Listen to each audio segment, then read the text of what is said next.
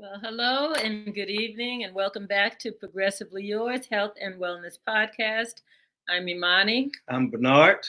Together, we are Sankofa Institute for Wellness. In addition to, Sankofa sponsors the podcast. And so we're delighted to have a wonderful guest this evening, as we usually do. And in fact, he's been on with us before, so you know he must be really, really special to have been invited back a second time. Absolutely. But before we get to the wonderful Dr. Cook, we are going to have Bernard open with our spiritual grounding. Thank you, Imani. Sure. As it is our ritual and tradition to begin each podcast with a spiritual awareness, consciousness, mindfulness, if you will. And we invite you, if you wish to participate, to join in with us. I invite you to close your eyes and take in 3 breaths, in and out through your nose. Listen for the ting shaws. These are ting shaws. Some people call them bells, but they are ting shaws, and they're used for meditation. And I want to strike them 3 times, and then a short reading from Thich Nhat Hanh.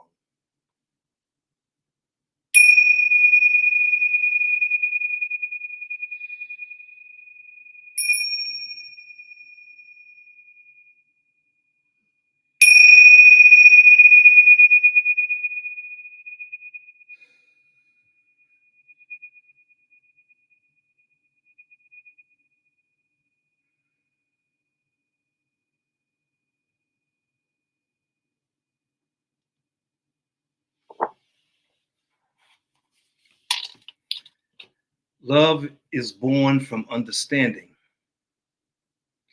Listening deeply and compassionately, you begin to understand the other person more fully, and love is nourished. The foundation of love is understanding. And that means, first of all, understanding suffering. Each of us is hungry for understanding. If you really want to love someone and make him or her happy, you have to understand that person's suffering. With understanding, your love will deepen and become true love. Listening to suffering is an essential ingredient for generating understanding and love. It is for the ancestors who call us and invite us, challenge us to listen to each other's suffering, their pain, their discomforts, and respond with compassion and empathy. By listening and feeling understood and understanding the other, we deepen the bond of the relationship within ourselves first and then with the other. Ashe. Ashe. Namaste. Namaste. Amen. Amen. That was good. That was a really good segue to our topic this evening. Before we get to that, I would like to just remind you, please subscribe to our YouTube channel and hit the little bell so that you get notices. A lot of people say, oh, I didn't know you were on. Well, if you subscribe, you'll always know when we're on and what the topic is going to be. So on YouTube, you just look for Progressively Yours Health and Wellness Podcast. And you can also like us on Facebook and LinkedIn. I don't know if there's a like button. There may be. I'm not quite sure. But I know that we have people who watch us on LinkedIn. And so we appreciate all of you, however you get to us. And also, we mentioned last week that on our website, meetsankofa.com, we have a new feature called, called the Trusted Network, where we have an opportunity to promote you and your business. So if you're interested in learning about the Trusted Network, it's actually global because it's broken down by states, both in the United States and then Canada. That's not broken down into Canadian areas, but it's Canada, the US, and global. So if you have a chance to get your product and services to people all over the world. So just go to meetsankofa.com, scroll down, and you'll see something that says Trusted Network and say, yes, I want to be a part of that. You'll end up getting your own card, video card, and I don't think you even need the video card. I think if you get the basic card, then if you do that, you can also be part of our Trusted Network. So please, please, please, we're excited. We have so many of you that support us in the work that we're doing. We want to be able to reciprocate and support you as well. And so the last thing I want to do is just show, and we may have shared the AO scan with our audience probably over a year ago. And Bernard actually has it run. Is it still running? Mm-hmm. Did I touch something? The AO scan has wonderful programs, sound frequencies that help the body to get in balance. So our producer, Janet, in the background is going to play a little short clip about the AO scan because it really is good. You know, there's so many natural things we can do to keep ourselves healthy. And when we get a little bit off, it helps us to get back in balance. So this is a tool. Bernard has the phone size one. I've got a tablet, which is a lot bigger. So they both have the same programs, and you can have them running all night. You want to sleep, you press sleep, and it just really helps you to relax and sleep better while you're hearing the tones. And you don't actually have to hear it for it to be effective, because frequencies run and get to you even if you don't, have an audible sound. So anyway, Janet, please play that little clip, and then we're going to get on. Have you ever felt frustrated waiting to be seen when you're not feeling your best? Or ever struggled through tests and expensive procedures without ever finding real relief? Imagine if you could get a better understanding of your overall well-being right now, in minutes. What would that mean to you, or to your family? We'd like you to know there's a whole new way to improve your comprehension surrounding your wellness, using a total body scanner unlike any other, right in your own home. This groundbreaking new technology helps you to better understand your body's needs and wellness status, and it's available to you and your family right now. Here's how the science works. Every organ in the human body vibrates at a particular frequency. When illness appears, this frequency changes. Think about it like tuning a guitar. When the string frequencies are incorrect, the music will not sound harmonious. When your body's frequencies are restored, you restore harmony to your whole body, energizing and optimizing your mental, emotional, and nutritional states. We found that people who experienced this technology were so excited they started telling everyone. So we also created an income opportunity where people can earn a little extra by sharing the product. No more wondering, no more worrying. Take charge of creating your best life. Learn more about how you can retune, revitalize, and restore your own body harmony by clicking the link below.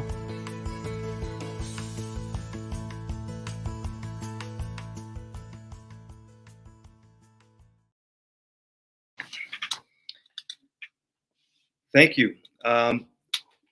We have been using the AO scan for a few years now, and it has, as the infomercial showed, many different frequencies that can connect with the organs in the body. What I'm running now is Inner Peace on mine. I did a random scan to see what it would pick for me. The frequencies connects with the frequencies in our brain. And so this is how it reads. It's harmless. It provides nothing that is painful, and yet you really can feel those vibrations working. So if you like more information about this, just contact us and we'll be happy to share. I want to briefly recap our program from last week, when we had a discussion with our play therapist, and I get her name slips me right now, and who talked about child care at a very early age, prenatal birth, and the development of secure attachments between parent and infant, toddler, and so forth. We wanted to continue this series because this month we want to talk about relationship.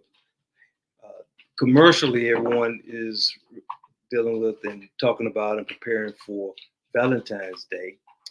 And so we thought, let's have a more substantive conversation about relationships. So tonight, I have a colleague, a friend, a brother, who will continue part 2 of our conversation regarding relationships. His name is Dr. Mike, but I know him as Michael. Michael Lee Cook. He's a Georgian and an outstanding veteran and a outstanding therapist and colleague. And so here's some information about this fine, outstanding brother whom I care a lot about. Michael Lee Cook is a licensed marriage and family therapist whose special interest is in Bowen family systems theory and extension and application to individuals, families, and organizations. He is the proprietor of Michael Counseling Services, offering counseling, coaching, consulting, and supervision. Michael is also a professional member and an approved supervisor of the American Association for Marriage and Family Therapy. Dr. Cook has written an array of articles and conducts workshops that focus on applying Bowen Theory to a variety of issues and concerns. He is a systems thinker that examines the impact and implication of cultural, economic, and social factors on families, relationships, and institutional matters.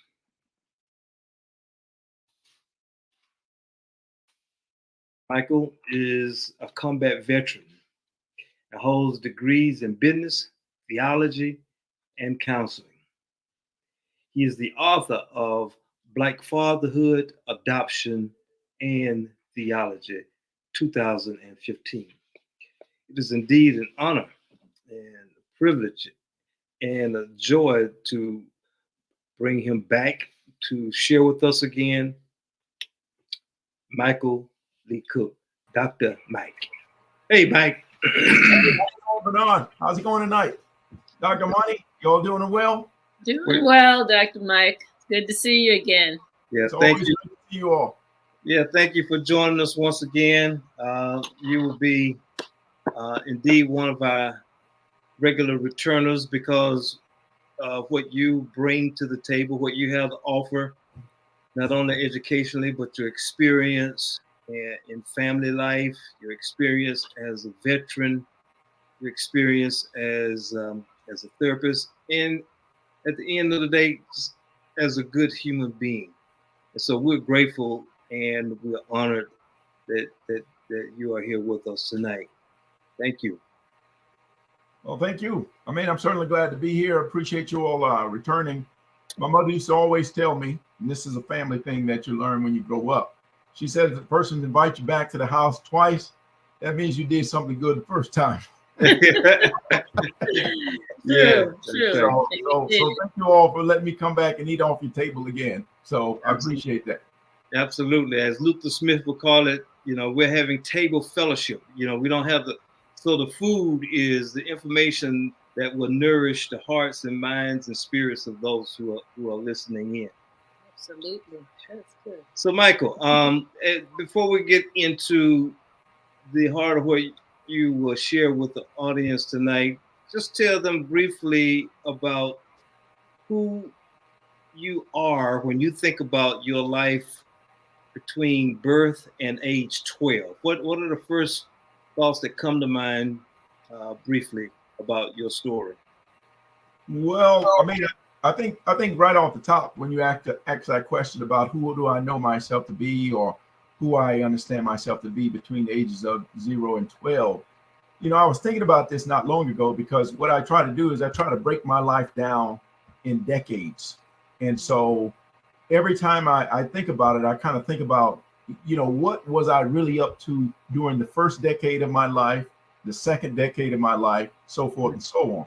And so between 0 and 12, the first thing that always comes to mind is that I was really in a survival mode. I think in my first decade, when I was born in 1970, from 70 to 80 and maybe like 82, most of my energy was spent on trying to survive in what I call a very, very difficult family situation. And so that's the first thing that I think about, that most of my energy as a child was spent surviving. I grew up in the rural South and grew up in a single parent home. There was not a lot of economic resources. There was just a lot of things that were in my mind unsettled. And so my life was concentrated on figuring out how to survive. So from 0 to 12, I think that has been that's where I put most of my energy, trying to survive. Not necessarily trying to figure out who I was, but more so trying to survive the situations in which I found myself in. And that was the first 12 years of my life. Yep.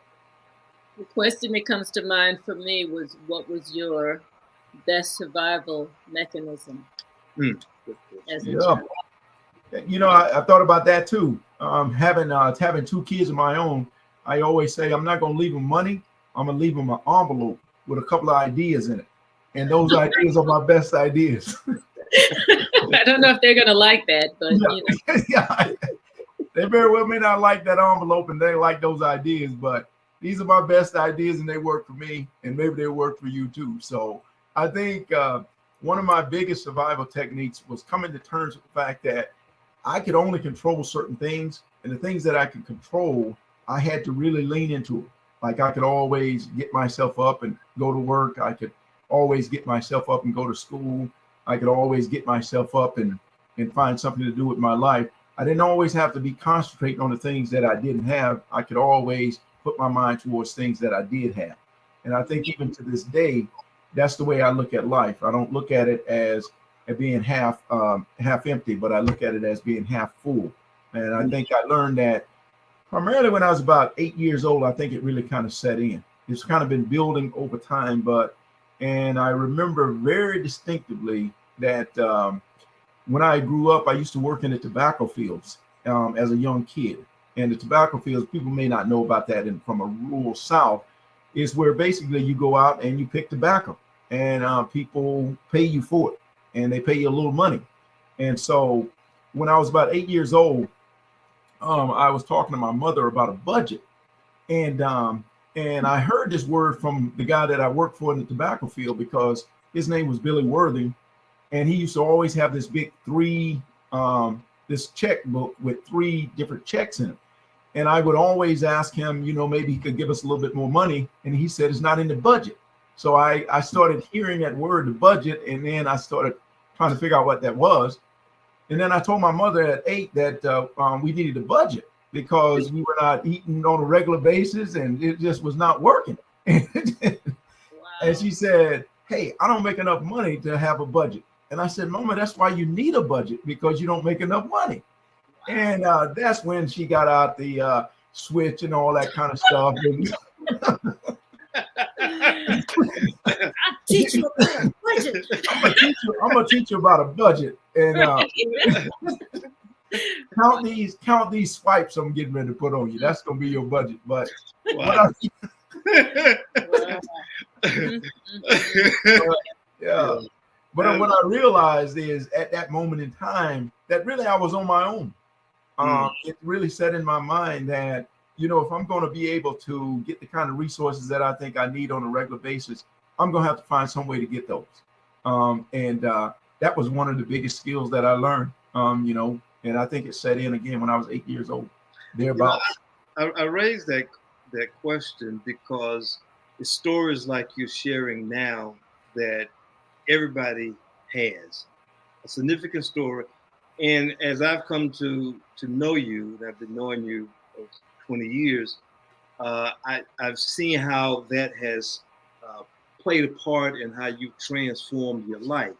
Mm-hmm. And so can you begin to share with the audience about how family systems that you studied, that you practice in your private practice, how you work with your clients and trying to understand this basic foundation of family system, its impact, because you're talking about a positive story that had an experience where you got this whooping.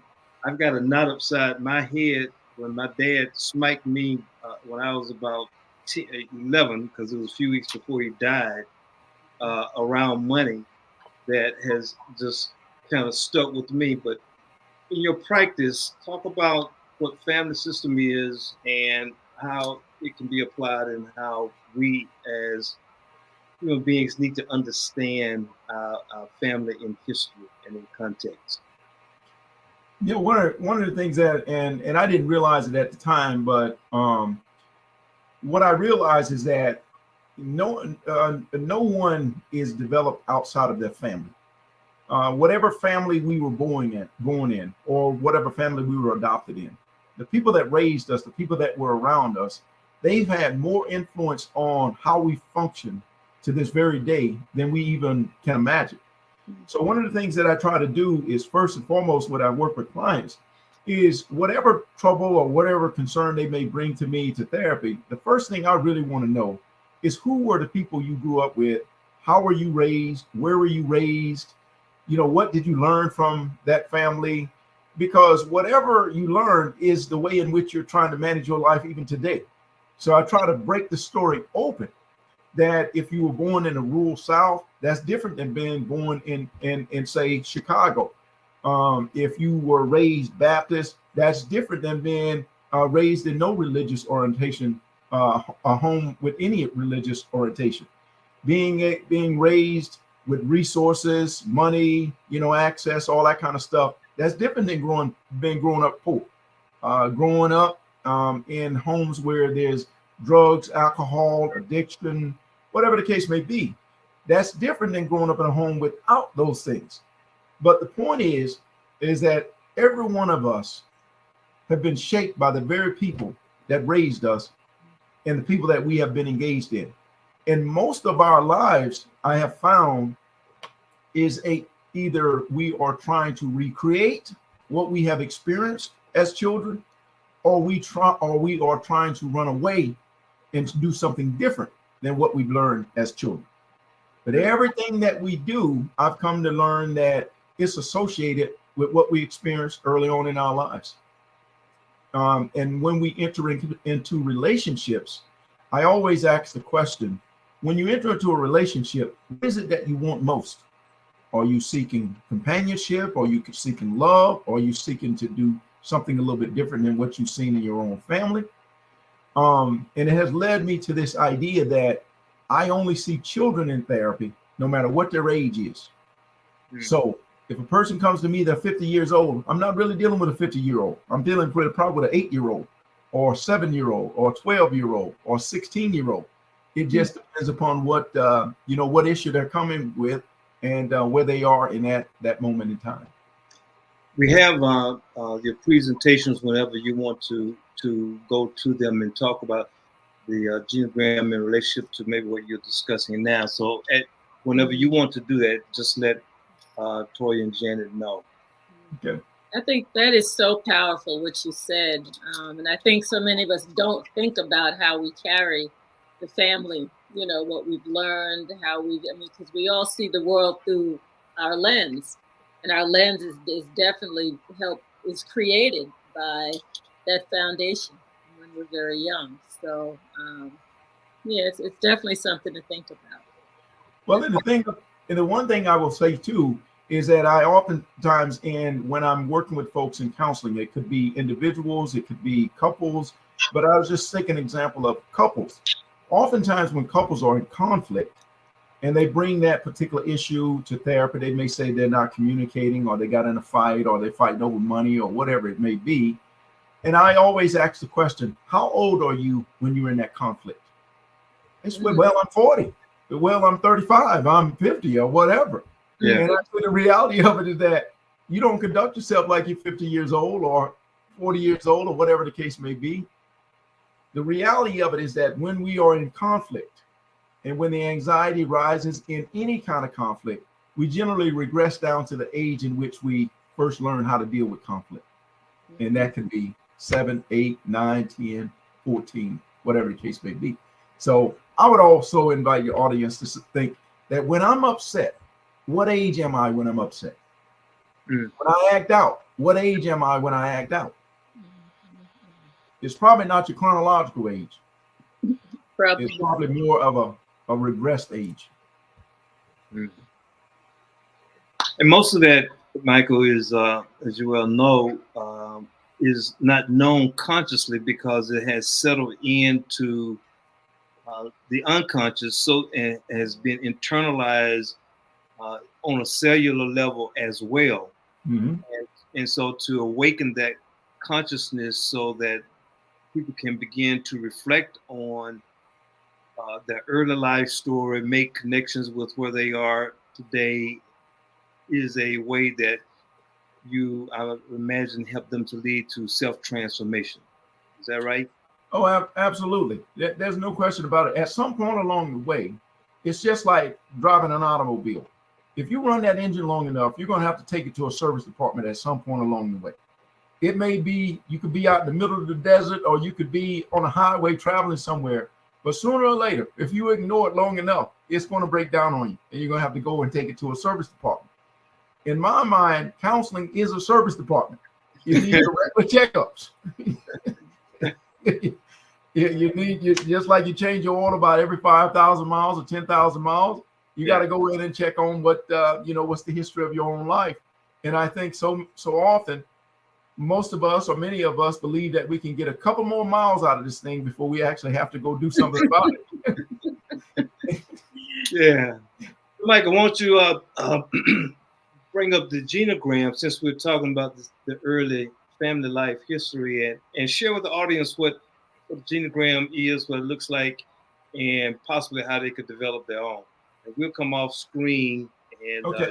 You take this part. Okay, very well. Then take us off, please.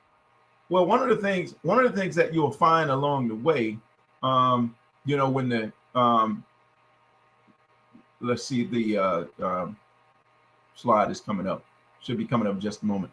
Yeah, here we go. One of the things that you'll find when it comes to a genogram, it's a very, very fancy way of kind of talking about family history and family relationships. Many people have heard of family trees. They have heard of, like family history. And this is essentially the same thing.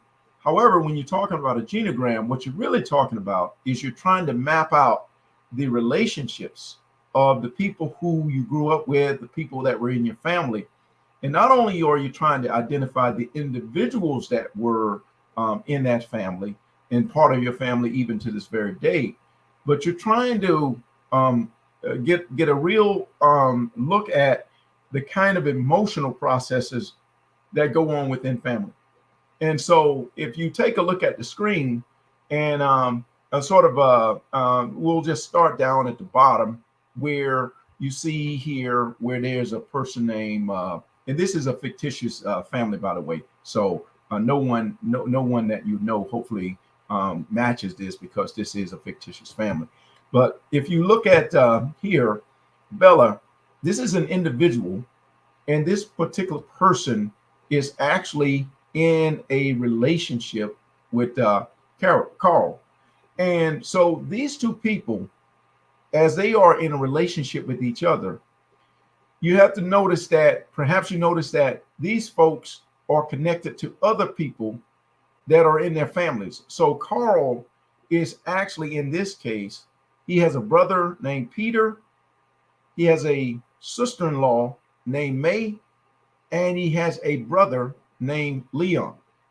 And so when you think about Carl is not in relationship with Bella as an individual, but Carl is in a relationship with Bella based upon all of the other relationships in which Carl is involved in.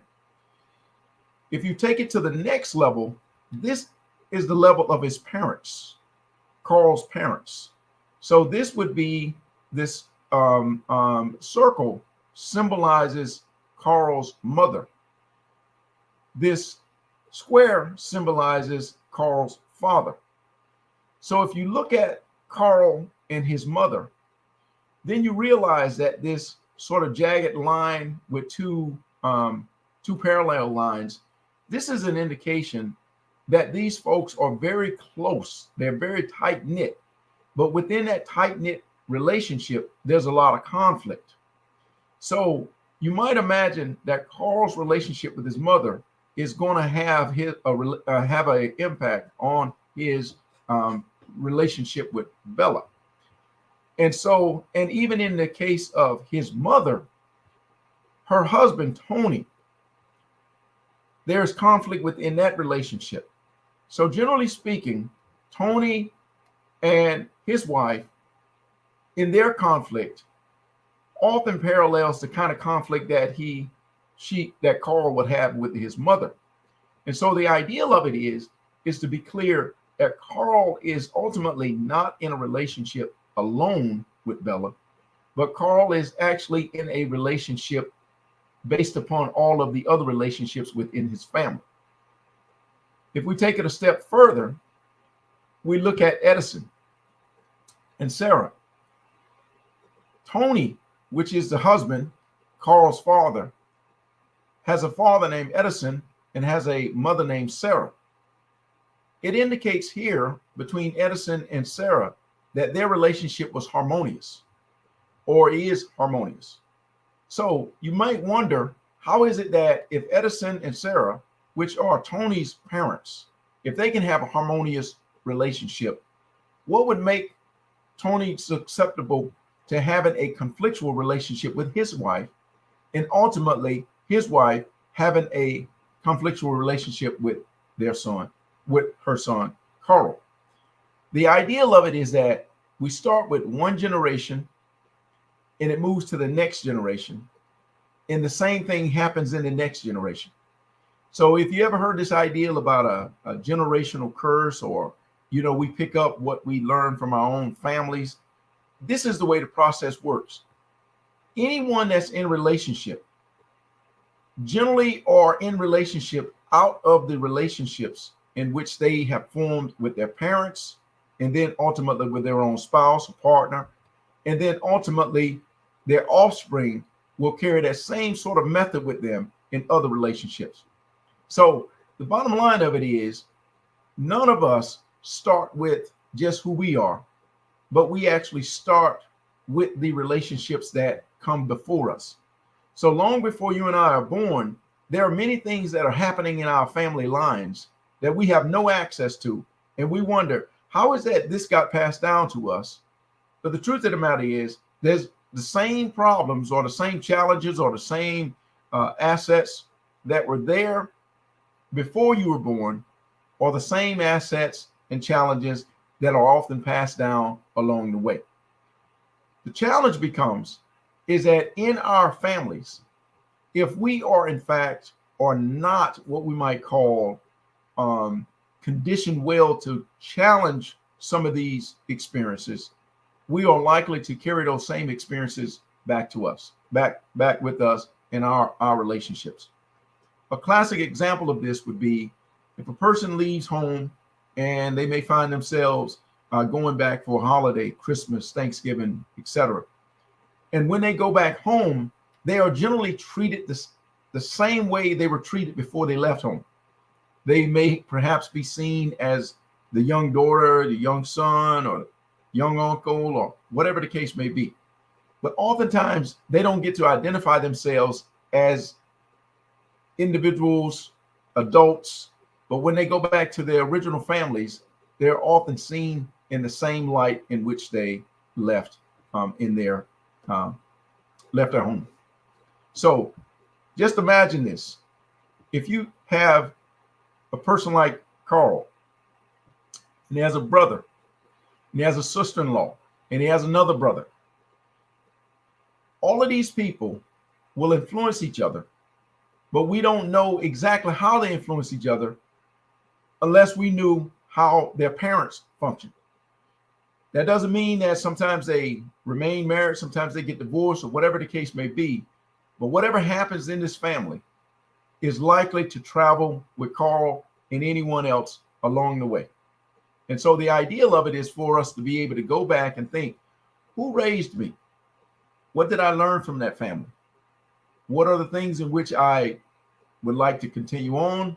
Which are the things I would like to challenge? You know, where is it that in my family, my own sense of individuality was shut down so that maybe we can be a more cohesive family, a more cohesive unit? What kind of secrets were left in my family? What kind of traumas? What kind of successes? What was the family history? What did my family do over 3 generations? What kind of occupations did they have? What kind of children did they have? What kind of resources did they have? Were they strongly oriented towards religion? Were they strongly oriented towards hard work? Were they strongly leaning towards education? Or what was the nature of that, that family system? And so the ideal of it is going back, investigating one's own history gives you an opportunity to see, where do I want to continue to live out what I learned, and where do I want to go and change some things.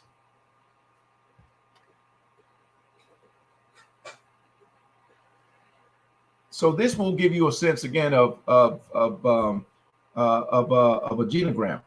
And if you have specific questions, you can always raise them. Yeah, thank you. Thank you for that presentation. We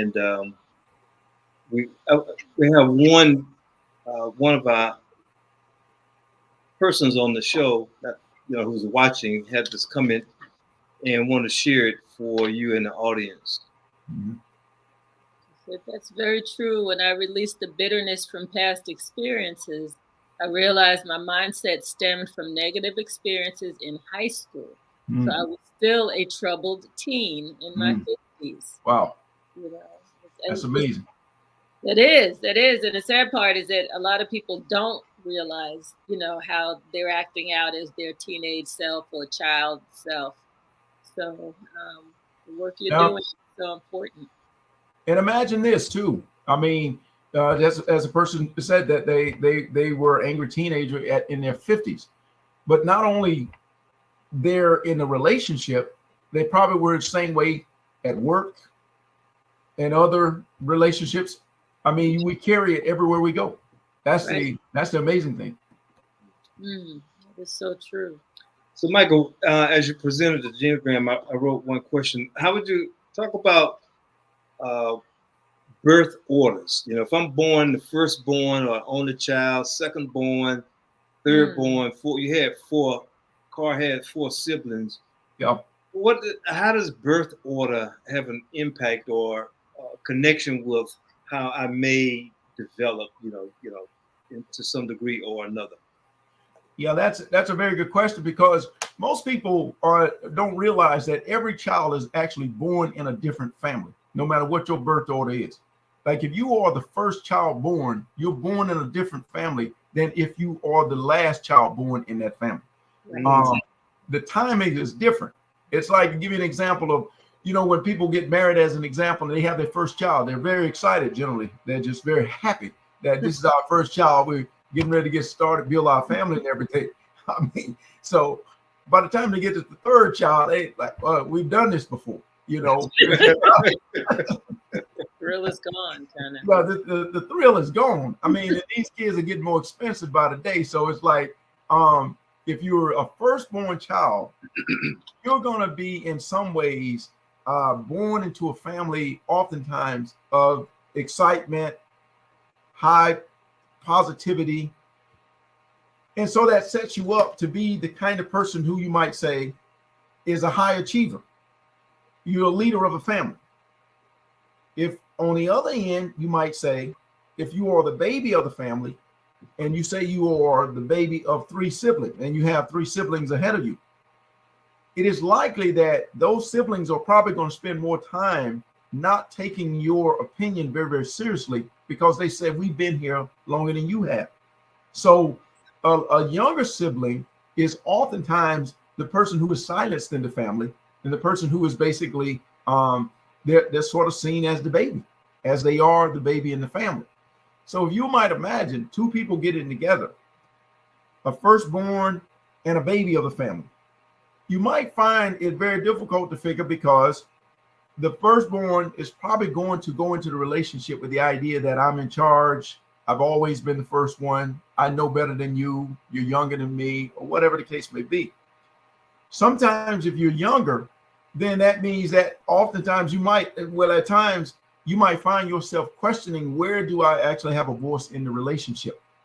So the bottom line of it is that every child born into a family is born into a different family because the family is functioning in different ways every time a new child is born. Yeah. And one of the striking things about it is that sometimes when people say, I have 3 siblings, they don't realize that their parents could have perhaps had a miscarriage in between 2 or 3 of the children. And so oftentimes people don't account for the miscarriage or the loss of a child. And then the child that's born after the miscarriage becomes the kind of what you might call a corrective child for the loss of the child that was born in between the 2. Yeah, So, that's to jump in. That's a good point because also what the next child may experience is the parents' grieving process still of the child that was lost, and so they're going to have a different type of relationship with primarily the mother and then the father, but principally, the mother's relationship with that next child is going to have a different type of impact on the development than on the previous children who are already present. Would you say? yeah, absolutely. And also the reality of it is that each of the parents grieve differently over the lost child. And so you have to figure out what kind of father or what kind of mother are you going to be parented by if that person is continuously grieving over the loss of a previous child. Even if if it's a miscarriage, it still was a pregnancy. There was still a certain kind of anticipation. There was probably a certain kind of hope around that child. And when it was lost, there was that had to be accounted for. But most people don't account for miscarriages. So when I talk to clients, I always, when I'm getting a genogram, I always ask them, were there ever any miscarriages that you know of in this family? Yeah. And if they say, well, no, that could have never happened, then I ask them to go back and ask the people, the parents, if they're still alive, if they had any miscarriages along the way. And surprisingly, oftentimes there are losses in that family that never get talked about. Mm-hmm. It's interesting. Dr. Mark, a good friend of ours, a naturopathic doctor, he does a program, and the name of it is slipping. It's Sacred something, where he and it's a process that came from South Africa, but it's one that looks at the family setting and people who are not related are sitting in a circle, but they're given roles of a particular family. You know, they kind of like bring those people back to life. And he said that the fact that, children, have been miscarried or have passed, have to be accounted for in that. And he talked about orders of love, and the orders starting from, the oldest to the youngest, with all of them being accounted for. What's the name of that program? That's terrible, because I've been through it a couple times. It's very, very, very powerful. But I was thinking about my son, him and his now ex-wife. They had 2 sets of twins back to back. Wow. And one of the youngest ones did not make it. He was ill, in vitro. We knew that might happen, which didn't make it any easier. But when it came to celebrating the birthday of the one who survived, there was no birthday party. And I'm like, wow. Really? I was like, no. I mean, there needed to have been a celebration of his life. But anyway, that may be getting a little bit too personal. But you know, lots of feelings and emotions, you know, were around that. Yeah, a lot of times I think there is a certain kind of we can start with a miscarriage or a loss of a child but part of the challenge is it kind of speaks to what the family can handle at any given time. That's the reason why you have to think about, okay, every child is born in the family and they're born to a different family, because what the family can handle at any given time is different for every child. You know, if people marry young and they haven't had careers and that kind of thing, they're generally they struggle a lot, you know, to try to get their family off the ground, you know, versus someone who's been in their career and they have resources and stuff like that. When they have their first child, they don't start off, you know, oftentimes as you know, struggling in the same way people do when they have have children at a very, very young age, and that's a different family. Yeah. And so the thought that I had was what impacts that, like you said, are economics and the maturity, the education level of the parents, whether they're working on themselves, you know. So yeah, they might be in a different place. So when they have the third child, you know, they may both be professionals and have, you know, been working on themselves. So that third child gets poured into, you know, in a way that the first and second may not have. You know, just because they have matured. So I guess there are a lot of factors, and I'm sure you see the full gamut of different. Yeah, and sometimes people have siblings where the child that was born before them may have a particular degenerative disease or something, where the child has special needs, and then the other child is born after that don't have special needs, and much of the energy is you know, devoted to taking care of the child with special needs. And so the child that's born after that could very well, you know, go through a life wondering why I didn't get my fair shot at, you know, love and attention and all of that.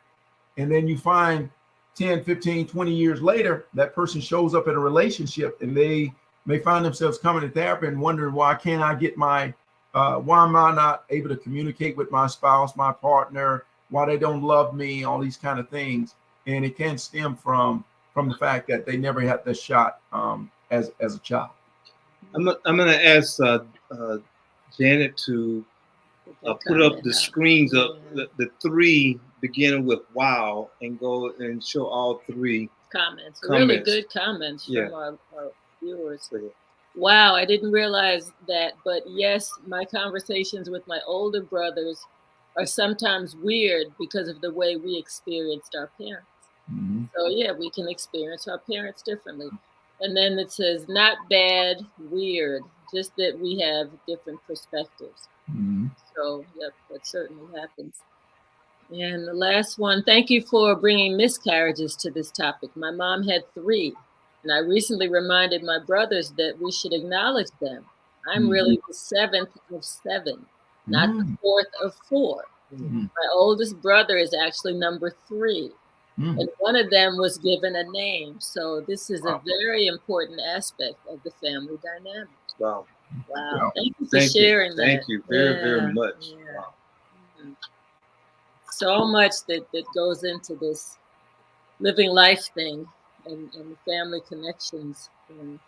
It's amazing too. I mean, if you think about it too, right? Where when you're literally deciding to be in a relationship with someone, you're literally actually bringing with you your whole family history, even if you don't understand it.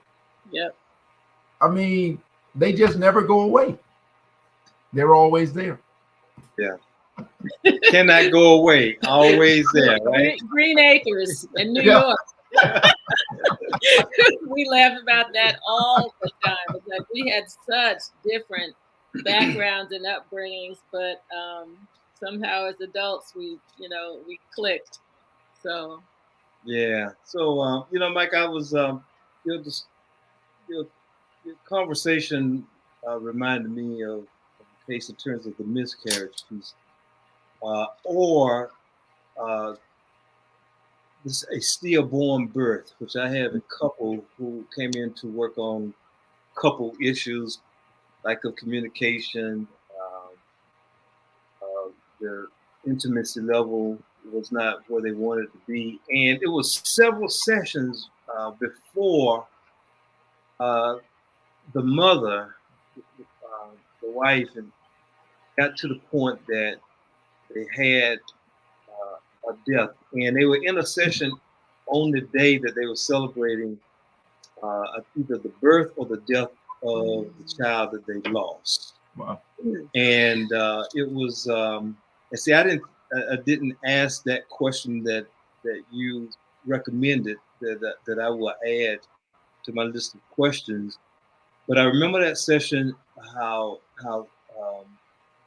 the grief just filled the room. They both were able to weep at the loss of their child, and I sat there with them.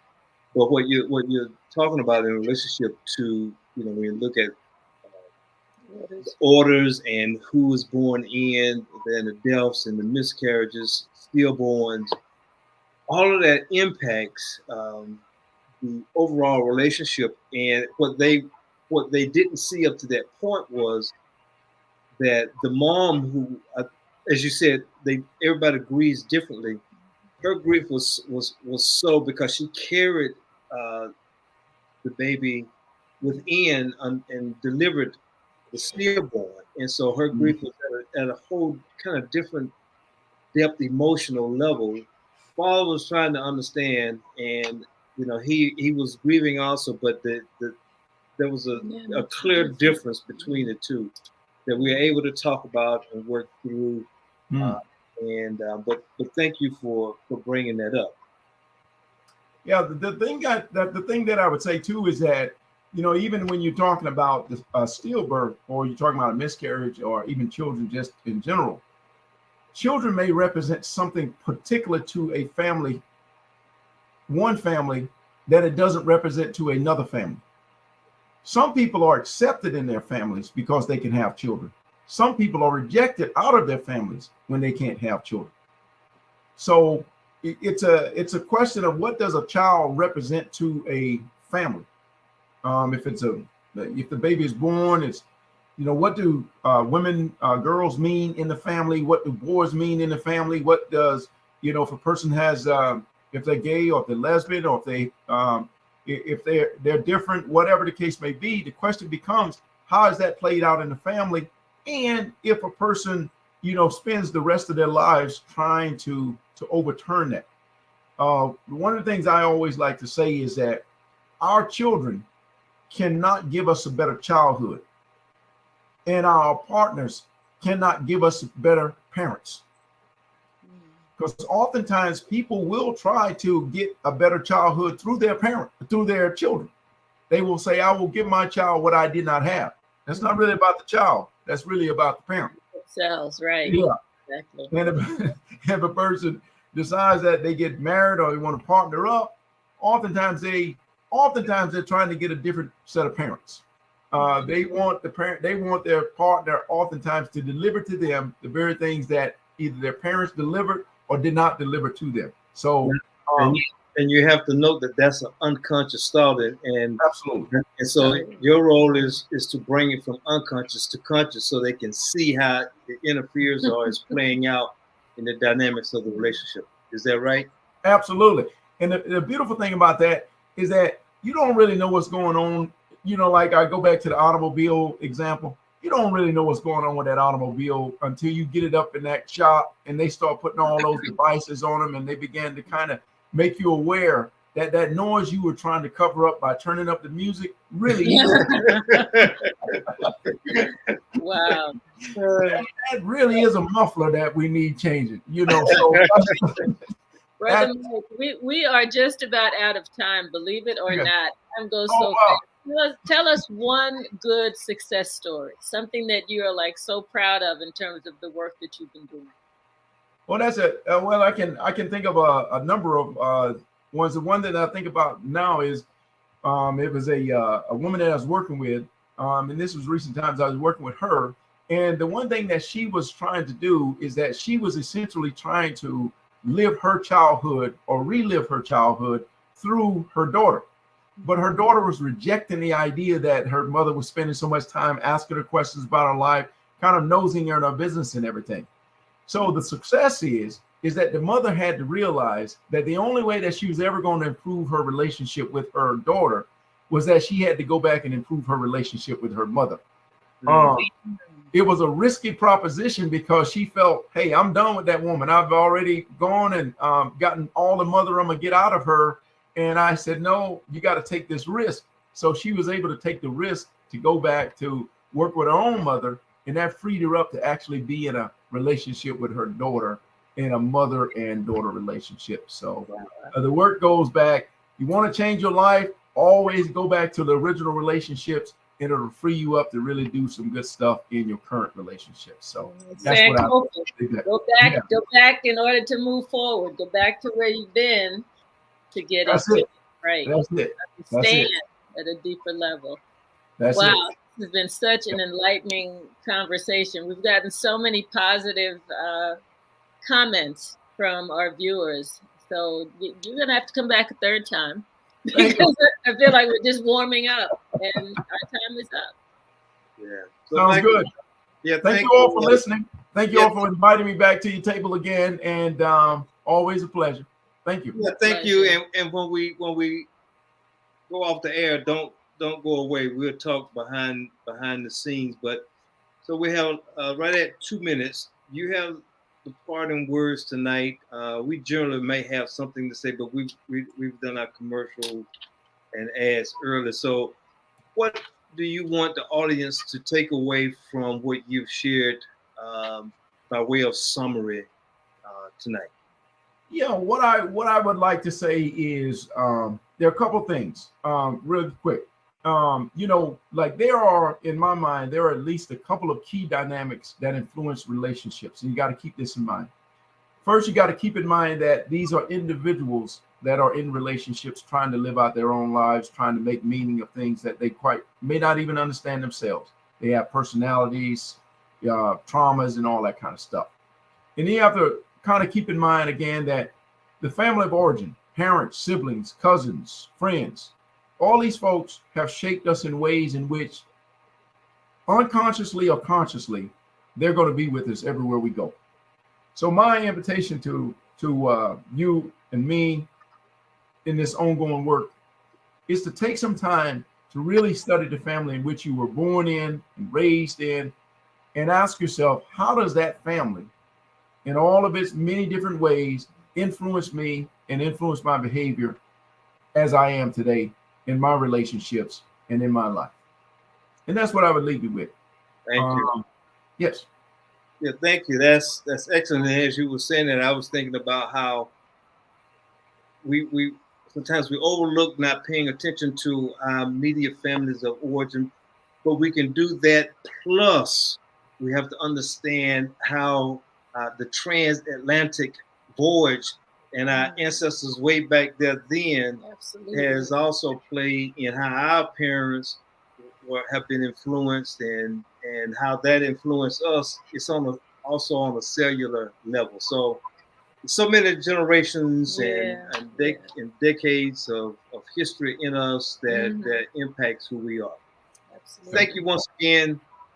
Thank you so very much. Thank you for those who have joined us, and we appreciate you. So appreciate all of you. Yeah.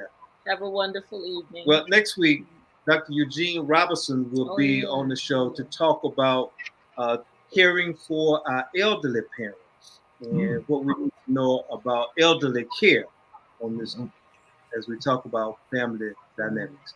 It's going to be a good show, too. Thank you. Have a wonderful evening, everyone. Thanks again, Dr. Mike. Oh, absolutely. Thank you all. You're welcome. Ashe.